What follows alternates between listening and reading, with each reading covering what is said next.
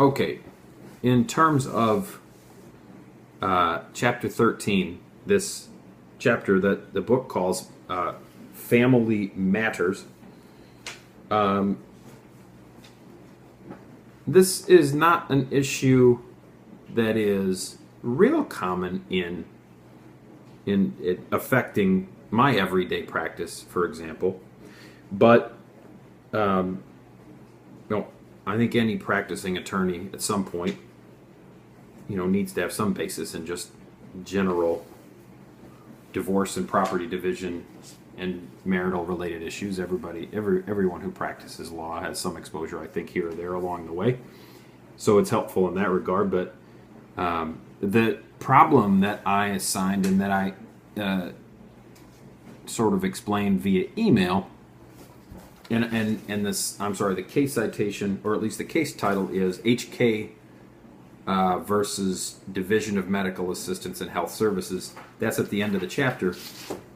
That is actually a perfectly timely case study, and really I think the best thing about this whole chapter, because that whole case is, as if you haven't read it, and then you will understand this, but if as a preview, I guess, it's all about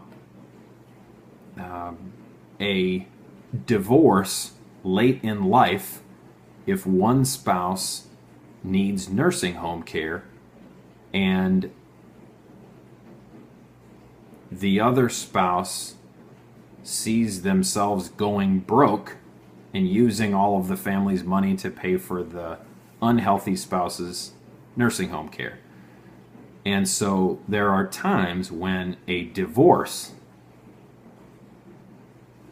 may become an issue worth examining in the name of having the spouse who's in the nursing home have Medicaid pay for their care, so that the spouse who's living in the community can preserve some of their assets for the rest of their retirement life, especially if they're going to live potentially many more years. Well, this does happen. Obviously, you can imagine it's not common, and you can imagine that there's some very grave and serious ethical concerns about divorce in the name of preserving assets, but I can assure you that it's an issue that elder lawyers face, and certainly have worked in concert with divorce attorneys under the right circumstances.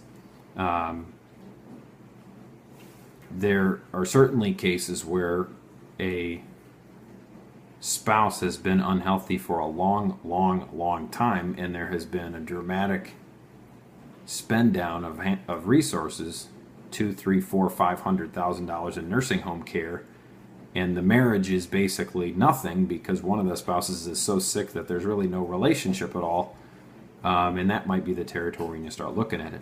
In any case, you should take a look at this Chapter 13 case. Well, I guess you have to, because you need to look at that to respond to the homework. But it's a great case study on what I think it's the New Jersey Medicaid office thought about this approach.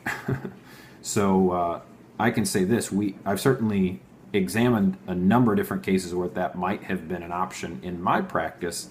I've not yet been a part of seeing one of those through to the end, but it's certainly in the realm of what an elder lawyer and an elder law paralegal would experience, I think, along the way.